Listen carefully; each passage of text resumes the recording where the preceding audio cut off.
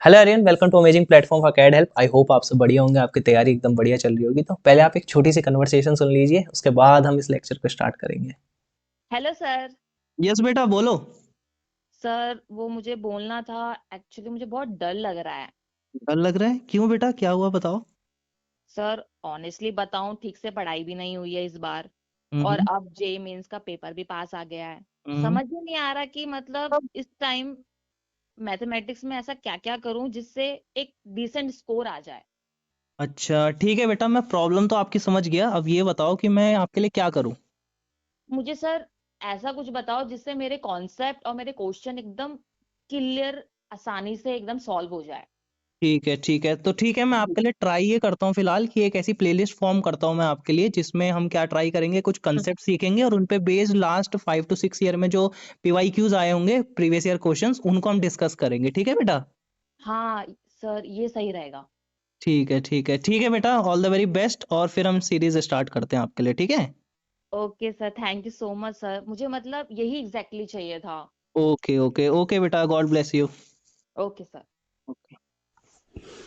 तो I hope आपने इस कन्वर्सेशन को सुना होगा और आपको कहीं ना कहीं रिलेटेबल भी बहुत ज़्यादा फील हुआ होगा। ये दुख दर्द पीड़ा सिर्फ उस बच्चे का नहीं है, ये उन सारे हजारों एस्पिरेंट का है लास्ट के टाइम पे, जो सोचते हैं यार कोई ऐसा पढ़ा दे कि भाई कुछ ना कुछ हो जाए। तो बेसिकली इस पर्टिकुलर सीरीज में मैं आपके दुख के मैग्नीट्यूड को कम करने के लिए आपके लिए एक ऐसी प्लेलिस्ट तैयार कर रहा हूं, जिसमें पर्टिकुलरली मैं क्या करने वाला हूं, मैं क्विक कंसेप्ट प्लस कुछ पीवाईक्यूज को आपके साथ डिस्कस करने वाला हूं। और इसी सीरीज की जो पहली लेक्चर है, उसमें मैंने रखा है न्यूटन फॉर्मूला को, और न्यूटन फॉर्मूला को हम बड़ी बारीकी से समझेंगे और उसके कंसेप्ट प्लस उसके प्रूफ को भी जानने वाले हैं, और उस पर बेस्ड कुछ पीवाईक्यूज भी करने वाले हैं। मैं आपको स्क्रीन पे दिखा देता हूँ ये सारे पीवाईक्यूज, जो अभी आपको थोड़े डरावने लग सकते हैं, यकीन मानना आने वाले 10 से 15 मिनट में बहुत आसान लगने वाले हैं, क्योंकि इसकी थ्योरी में कुछ इस प्रकार से कवर करने वाला हूँ। तो विदाउट वेस्टिंग टाइम समझते हैं कि भाई न्यूटन फॉर्मूला होता क्या है, न्यूटन फॉर्मूला क्या है और उसका प्रूफ क्या है। पहले तो समझते हैं यार। बोलता है कि अगर आपके पास कोई एक क्वाड्रेटिक इक्वेशन है, A X square plus B X plus C is equal to zero, और उस पर्टिकुलर क्वाड्रेटिक इक्वेशन के दो रूट्स हैं, पहला रूट है अल्फा और दूसरा रूट है बीटा। और इस बात की गारंटी है कि अगर इसके रूट्स अल्फा और बीटा हैं, तो अगर मैं इस अल्फा को इस क्वाड्रेटिक इक्वेशन के अंदर रखूं और बीटा को इस क्वाड्रेटिक इक्वेशन के अंदर रखूं, तो गारंटी है कि वो भी जीरो आएगा, क्योंकि वो उसका रूट है। तो इसका मतलब मैं ये लिख सकता हूं क्या, A alpha square plus B alpha plus C is equal to zero. और सिमिलरली मैं ये भी लिख सकता हूं कि A beta square plus B beta plus C is equal to zero. और इसे थोड़ी देर के लिए इक्वेशन नंबर 1 नाम दे दो, क्योंकि इस बात की गारंटी इसका आगे यूज आने वाला है। अब न्यूटन फॉर्मूला क्या कहता है कि अगर आपके पास एक क्वाड्रेटिक इक्वेशन है जिसके रूट्स अल्फा और बीटा है, और अगर मैं एक एस एन को एक ऐसी क्वांटिटी को डिनोट कर देता हूं जो बेसिकली किस फॉर्म में लिखी जा सकती है, पी अल्फा की पावर एन, जो कि प्लस भी हो सकता है माइनस भी हो सकता है, क्यू बीटा की पावर एन। तो बेसिकली यहाँ पे जो P और Q है वो आपके क्या होते हैं, रियल नंबर से बिलोंग कर रहे होते हैं। तो Sn जो है आपकी क्वांटिटी, जिसे हम P अल्फा की power n plus minus Q beta की पावर n की फॉर्म में लिख पा रहे हैं, उसका एक सिंपल सा रिलेशन, या फिर उसका एक सिंपल सा एक रिलेशन होता है किसके साथ, कोफिशिएंट्स ऑफ क्वाड्रेटिक इक्वेशन के साथ। उसे भी मैं आपको दिखा देता हूँ क्या होता है। वो होता है बेसिकली आपके पास a into S N plus B into S N minus one plus C into S N minus two is equal to zero. यानी कि हमने क्या किया, एस एन को उठाया, उसको मल्टीप्लाई किया एक्स स्क्वायर के कॉफिशिएंट के साथ, और एस एन के जस्ट पीछे वाली टर्म यानी कि एस एन माइनस वन वाली, यानी एस एन माइनस वन वाली, उसको मल्टीप्लाई किया बी वाले के साथ, और एस एन माइनस टू वाली को मल्टीप्लाई किया सी के साथ, और वो चीज जीरो आ जाती।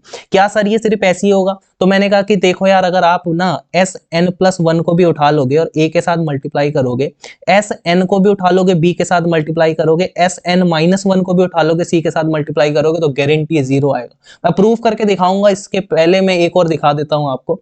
एक और चीज हम लिख सकते हैं, एस एन प्लस टू को अगर मैं ए के साथ मल्टीप्लाई करूं, मैं एस एन प्लस वन को बी के साथ करूं, but the condition is that कि ये सारे कंसेक्यूटिव होने चाहिए। जैसे कि आपको दिख ही रहा होगा, मैंने एस एन लिया, S N minus one, S N minus two, S N plus one लिया तो एस एन फिर S N minus one, S N plus two लिया, एस एन लिया और एस एन लिया, sorry S N plus one लिया और S N लिया, और ए बी सी के साथ ही मल्टीप्लाई किया, तो गारंटी जीरो आएंगे। अब इसको समझते हैं बेसिकली हो क्यों रहा है, तो इसका प्रूफ समझ लेते हैं। बड़ा प्यारा सा प्रूफ है। तो मैंने अभी बताया था आपको एसएन मैंने क्या लिया है। एसएन में कोई सा एक दिखा देता हूं, आप तो होशियार हो ही, आप दूसरा भी प्रूफ अपनी तरफ से कर ही सकते हो। एसएन जो है बेसिकली मैं मान के चल रहा हूं कि पी अल्फा की power N plus Q beta की पावर एन है। ठीक है, तो ऑब्वियसली बात है कि अगर मैं एस एन माइनस वन की बात करूंगा तो एस एन माइनस वन क्या हो जाएगा भाई, अल्फा की पावर में एन माइनस वन, और बीटा की पावर में क्या हो जाएगा, एन माइनस वन, है ना। और सी के साथ क्या मल्टीप्लाई होगा, पी इंटू अल्फा की पावर में N minus two plus Q into beta की पावर में एन माइनस टू, है ना। अब समझते हैं इससे कि यार क्या ये चीज जीरो के बराबर आ सकती है कि नहीं आ सकती। तो मैंने एक चीज ऑब्जर्व करने के लिए बोली अभी आपको कि आपको क्या ऑब्जर्व करना है कि पहली वाली जो टर्म है, तीनों वाले टर्म्स की जो पहली पहली टर्म है, यानी अगर मैं इसके साथ मल्टीप्लाई करूं, ये करूं, ये करूं, तो उसके बाद क्या आपको फील आ रही है कि सबसे पी कॉमन आ गया। जी सर बिल्कुल पी कॉमन आ गया। अरे पी के साथ एक और चीज कॉमन आ गई कि अल्फा की पावर एन, अल्फा की पावर एन माइनस वन और अल्फा की पावर एन माइनस टू में से जो सबसे छोटा है यानी अल्फा की पावर एन माइनस टू, अगर मैं उससे सबसे कॉमन ले लूं तो क्या आपको फील आ रही है कुछ, मैं ऐसा लिख सकता हूं p इंटू अल्फा की पावर एन माइनस टू, और अंदर क्या बचेगा, पहले वाले से बचेगा a अल्फा का स्क्वायर, दूसरे वाले से बचेगा b अल्फा की पावर, सिर्फ अल्फा बचेगा, तीसरे वाले से बचेगा c, है ना, क्योंकि p अल्फा की पावर एन माइनस टू तो मैंने वैसे भी कॉमन ले लिया। अच्छा सर, तो उसके बाद ये जो पीछे वाला टुकड़ा है उससे भी अगर मैं सेम ही प्रोसेस करूं तो इस बात की गारंटी है कि मेरा जो कॉमन आने वाला है वो क्या आने वाला है, q बीटा की पावर में n माइनस टू कॉमन आने वाला है। तो जब मैंने q इंटू बीटा की power n minus two common लिया तो अंदर क्या बचेगा, ये बचेगा a इंटू बीटा का square plus b into beta plus c, है ना। अब मैं आपको याद दिलाता हूं, इसे अगर मैं इक्वेशन नंबर सेकंड दूं तो मैं क्या बोल सकता हूं कि फ्रॉम इक्वेशन फर्स्ट, आपको याद होगी मैंने इक्वेशन फर्स्ट आपको लिखाई थी कि भाई अल्फा और बीटा जो है वो इस क्वाड्रेटिक इक्वेशन के रूट है, और अगर वो क्वाड्रेटिक इक्वेशन के रूट है तो a alpha square plus b alpha plus c तो जीरो ही होगा, और a beta square plus b beta plus c भी जीरो ही होगा। जब ये चीज जीरो होगी तो इस बात की गारंटी है कि ये चीज भी जीरो हो जाएगी और ये चीज भी जीरो हो जाएगी, और जीरो प्लस जीरो गारंटी है कि वो क्या हो जाएंगे, जीरो ही हो जाएंगे। तो ओवरऑल मैं S N into A, S N minus one into B, S N minus two into C लेके चला था और मैंने दिखा दिया कि वो जीरो के बराबर है। यानी मैंने क्या दिखा दिया, लेफ्ट वाली साइड को राइट वाली साइड यानी जीरो के बराबर दिखा दिया। तो मैंने बोल दिया कि ये न्यूटन फॉर्मूला है और ये अप्लाई ऐसे होता है। अब ये तो थी थ्योरी वाला पोर्शन, अब क्वेश्चन को धैर धैर उड़ा देते हैं, मजा आएगा। पहला क्वेश्चन करते हैं। पहला क्वेश्चन है आपके पास, क्वेश्चन एक बार रीड करिए, वीडियो को पॉज करिए, एक बार खुद सॉल्व करिए, क्या पता है क्वेश्चन आप खुद सॉल्व कर लीजिए, है ना। तो समझते हैं, बोलता है alpha beta be the roots of this equation, alpha N sorry A N is equal to alpha की पावर एन माइनस बीटा की power N, then you have to find the value of this thing. तो अब simple सी बात है यार, अभी बताया था मैंने कि अब मेरे को पता है कि x square minus six x minus two अगर एक क्वाड्रेटिक है और यहाँ पे ए टेन ए नाइन और ए एट की बात कर रहा है, तो मैं क्या करूंगा, पहली बात तो पहले जो यहाँ के ए है, ए का मल्टीप्लाई किसके साथ यानी वन है, वन का मल्टीप्लाई करूंगा ए टेन के साथ, यानी माइनस सिक्स है, माइनस सिक्स का मल्टीप्लाई करूंगा ए नाइन के साथ, है ना, और माइनस टू का मल्टीप्लाई करूंगा ए एट के साथ, and I will make it equal to zero, because मेरे को पता है A into S N plus B into S N minus one plus C into S N minus two जो होता है वो जीरो के बराबर होता है। अब जो मेरे को ये गिवन रिलेशन है इसको बनाने का ट्राई करते हैं। तो ये कुछ ऐसा नहीं लिखा हुआ, A ten minus two into A eight is equal to six time A nine, है ना, लेकिन मेरे को नीचे चाहिए थ्री टाइम्स ए नाइन, तो मैं डिवाइड कर लेता हूं दोनों तरफ थ्री इंटू ए नाइन से। तो जब मैंने इधर भी डिवाइड किया इधर भी डिवाइड किया तो मेरे को पता लगा इससे ये कैंसल आउट हो गया और ये सिंपली टू बच गया, ये सिंपली टू बच गया। ठीक है, तो ऑब्वियसली बात है इसकी वैल्यू आ गई आपकी टू और ये आपका आंसर आ गया इतनी जल्दी। ठीक है, ये फरवरी 25 और 2021 का क्वेश्चन है। इसके बाद अगले क्वेश्चन पे मूव करते हैं। अगला क्वेश्चन भी सेम ही, एक बार वीडियो को पॉज करिए, क्या पता ये क्वेश्चन आपसे हो जाए। तो फिर से क्वेश्चन पढ़ता हूं। क्वेश्चन है A B are the root of this equation then the value of this will be equal to. अभी थोड़ा सा डरावना लग सकता है आपको, पर यकीन मानना सेम ही कंसेप्ट लगने वाले हैं इस क्वेश्चन में भी। ठीक है, तो ट्राई करते हैं। क्वेश्चन है आपके पास कि आपको बोला है a की पावर 21 b की पावर 21, देखा जाए तो वो S21 के बराबर ही बात कर रहा है ना। ये बात कर रहा है S21 की, ये बात कर रहा है आपकी S17 की, और ये बात कर रहा है आपकी S19 की। तो let's try to stabilize a relation between S21 to 19 और 17। देखते हैं कोई रिलेशन बन पाता है कि नहीं बन पाता। एक बड़ी प्यारी चीज क्लियर है कि अगर ये क्वाड्रेटिक इक्वेशन है मेरे पास X square minus 7x minus 1 is equal to 0, तो इस बात की गारंटी है कि मैं यहाँ से यूजिंग न्यूटन फॉर्मूला बड़ी प्यारी चीज लिख सकता हूँ कि भाई S21 minus 7 into S20 minus S19 is equal to 0। बड़ी आसानी से लिख सकता हूं। जी सर, तो सर इसका क्या करोगे आप? तो मैं देख रहा हूं कि यार कहीं ना कहीं जो 19 है या फिर जो ये 21 है, मेरे को 20 एलिमिनेट करना है भाई। 20 मैं चाहता ही नहीं मैं 20 को रखूं। तो मैंने क्या सोचा कि एक और बार मैं इस पर लगाता हूं और इस बार 19 से शुरू करता हूं ताकि 20 जैसा कुछ एलिमिनेट हो सके। ठीक है, तो मैं क्या करूंगा इसमें I will try to write it like, मैं इसे ऐसे भी लिख सकता हूँ S19 क्योंकि मैंने इसके कोफिशिएंट के साथ मल्टीप्लाई किया, मैंने -7 का मल्टीप्लाई किया S18 के साथ, मैंने -1 का मल्टीप्लाई किया इसके साथ, ठीक है। मेरे पे ये पहली इक्वेशन मिली, मेरे को सेकंड इक्वेशन मिली। अब खुद दिमाग लगा के बताओ, मेरे को S21 प्लस S17 चाहिए, तो मेरे को पहली इक्वेशन में से ऑब्वियसली दूसरी इक्वेशन को सब्ट्रैक्ट करना पड़ेगा so that I am able to generate the numerator, ताकि मैं न्यूमिनेटर को जनरेट कर पाऊं। तो मैं क्या करूंगा, इक्वेशन फर्स्ट में से इक्वेशन नंबर सेकंड को सब्ट्रैक्ट करूंगा। तो दिमाग लगा के बताओ, ऑब्वियसली बात है ये माइनस हो जाएगा, ये प्लस हो जाएगा और ये भी प्लस हो जाएगा। तो S21 प्लस S17 को तो मैं चुपचाप से अलग निकाल लेता हूं, ठीक है। उसके बाद देखते हैं क्या होता है। तो ये माइनस है, ये भी माइनस है, तो ये 2 टाइम्स माइनस हो जाएगा, और जो रिमेनिंग है उसको भी लिख लेते हैं। तो एक मेरे पे बच रहा है -7 इंटू S20, यहां से मेरे पे बच रहा है +7 इंटू S18, है ना। और ये आपको दिख ही रहा है, ये क्या हो जाएगा, -2 times S19 is equal to 0। अब मैंने सोचा मेरे को इसकी वैल्यू निकालनी थी, है ना, और इस ये भी चाहिए मेरे को कहीं ना कहीं। तो what I will try to do, मैं इन सब चीजों को एक बार इस तरफ लेके जाता हूं।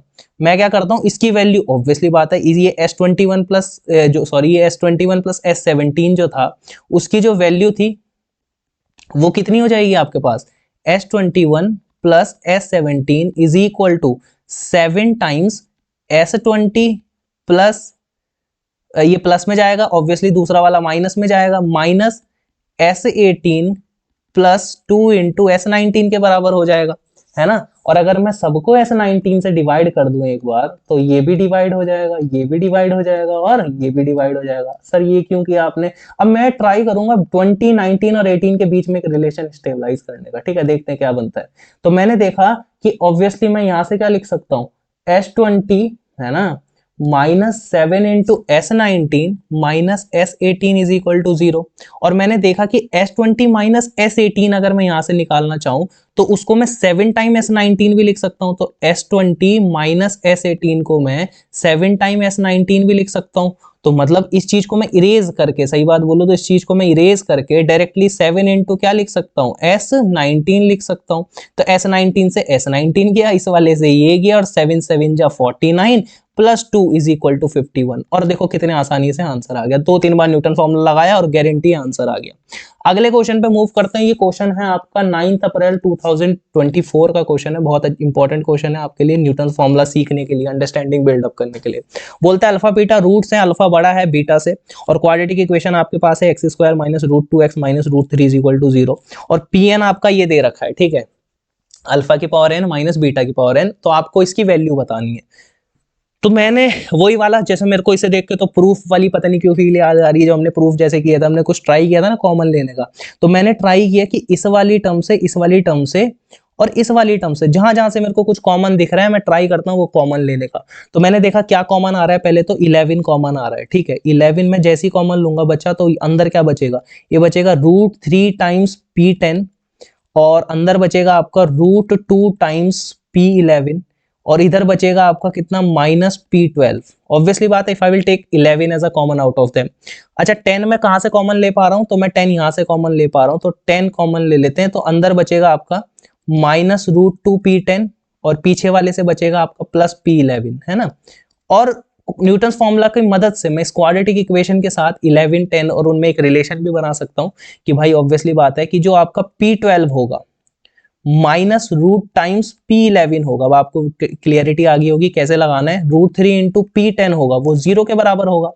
यानी कि अगर मैं इस इक्वेशन में माइनस से मल्टीप्लाई कर दूं, तो क्या आपको फील आ रहा है कि ये तो, और माइनस से थोड़ा अरेंजमेंट कर दो, दोनों को आगे लेके आ जाऊं, तो ये कुछ ऐसा नहीं हो जाएगा, √3 टाइम्स P10 माइनस से मल्टीप्लाई कर रहा हूं, और ये हो जाएगा +√2 P11, और ये हो जाएगा -P12 इज इक्वल टू 0। तो क्या आपको फील आ गया, ये चीज तो 0 हो गई। तो इस वाले डब्बे को तो एकदम से उड़ा दो भाई। अब देखो 9, 10 और 11 में कहीं से रिलेशन स्टेबलाइज कर पा रहे हो कि नहीं कर पा रहे हो, और कर पाओगे कैसे, यूजिंग न्यूटन फॉर्मूला ओनली।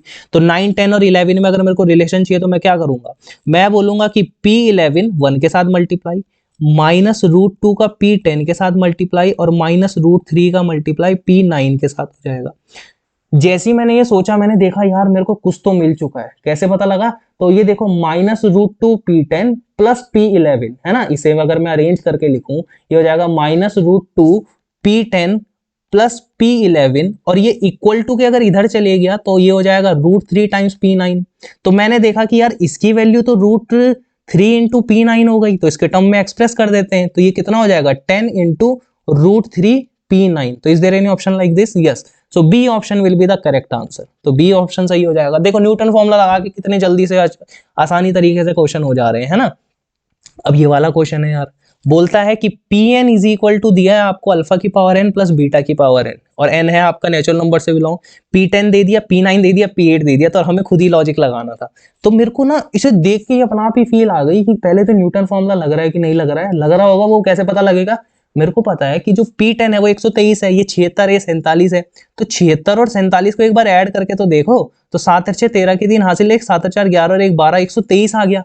यानी सिंपल सा मतलब हुआ कि भाई जो P10 है वो किसके बराबर है? P9 प्लस P8 के बराबर है। तो इसका सिंपल सा मतलब है ना कि P10 minus P9 minus P8 जो है वो 0 के बराबर है। फील आया? P10 minus P9 minus P8 is equal to 0 के बराबर है। और ये किस क्वाड्रेटिक की बात कर रहा होगा? ये ऑब्वियसली बात है उस क्वाड्रेटिक की बात कर रहा होगा जिसके कोफिशिएंट पहला एक्स स्क्वायर होगा, दूसरा माइनस एक्स होगा और तीसरा -1 इज इक्वल टू 0 होगा, है ना। तो अगर इसके रूट्स थे अल्फा बीटा, अब समझ लो बहुत इंपॉर्टेंट क्वेश्चन है कि अगर इसके रूट्स क्या हैं, अल्फा बीटा है, तो आपको एक ऐसी क्वाड्रेटिक इक्वेशन बतानी है जिसके रूट्स 1/अल्फा हो और 1/बीटा हो। वैसे तो एक बहुत सिंपल सा फंडा है कि अगर आप x की जगह 1/x से रिप्लेस कर दो, क्योंकि यार आपने ऐसी क्वाड्रेटिक इक्वेशन ढूंढी जिसके रूट्स अल्फा बीटा थे, लेकिन आप चाहते हो कि ऐसी क्वाड्रेटिक इक्वेशन ढूंढो जिसके रूट्स 1/अल्फा और 1/बीटा हो, तो आप क्या करोगे? x की जगह 1/x रख दोगे। तो ये हो जाएगा 1/x का स्क्वायर माइनस 1/x, और ये तो -1 ही रहेगा। तो let's try to take the LCM of this. तो ये हो जाएगा x स्क्वायर, ये हो जाएगा 1 minus X square equal to 0। तो ये चीज चल जाएगी 0 में, और मैं चाहता हूं कि एक्स स्क्वायर का कोफिशिएंट पॉजिटिव रहे, तो सब में माइनस से मल्टीप्लाई कर दूंगा। तो ये हो जाएगा X square plus X minus 1 is equal to 0। तो जैसा ही ये ऑप्शन दिखे एकदम से टिक मार देंगे। तो x square plus X minus 1 will be the correct answer. I hope आपको समझ आया होगा।